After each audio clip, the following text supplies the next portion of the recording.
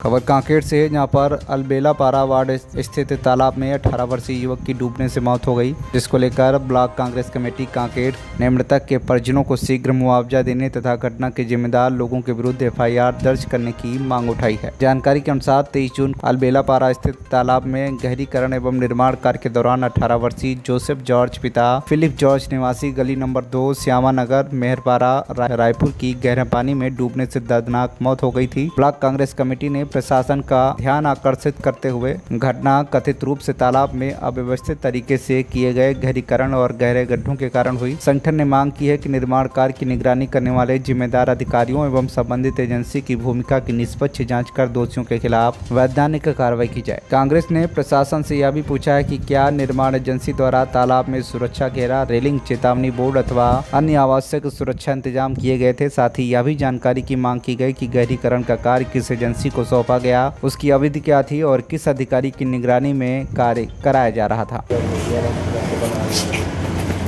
चलो ठीक है जी, सबसे पहले अपना नाम बताएंगे और किस उद्देश्य से आप यहाँ ज्ञापन देने आए हैं? नाम बता दें थोड़ा दूर से। क्या मांग लेके आए थे? बेटा खत्म हो तो ओकर मुआवजा मिलना चाहिए और कार्रवाई होना चाहिए। अपना नाम बताएंगे? अमिता यादव। चलोगे? अमिता यादव। हाँ, क्या नाम कि जो अभी तालाब में है वो है, तालाब में डूब के खत्म होगी तो बोला मतलब न्याय मिलना चाहिए। ओकरे पर हम यहाँ कलेक्टर साहब के पास आए हैं। बताइए भैया, क्या उद्देश्य लेके आए हैं? ये कांकेर शहर का अलबेला पारा वार्ड में एक बहुत बड़ा तालाब है। उस तालाब में प्रशासन के द्वारा गहरीकरण का कार्य किया जा रहा था और जो गहरीकरण जिस तरीके से जो कर रहे थे वो जो गहरीकरण का जो मापदंड होना चाहिए उस मापदंड के विरुद्ध जो भी वहाँ पर कार्य एजेंसी रहने काम कर रहा है, खड़ी जो है मशीन के माध्यम से उसका खुदाई की गई थी। वहाँ पर जो है ये लड़का रायपुर में पढ़ रहा था।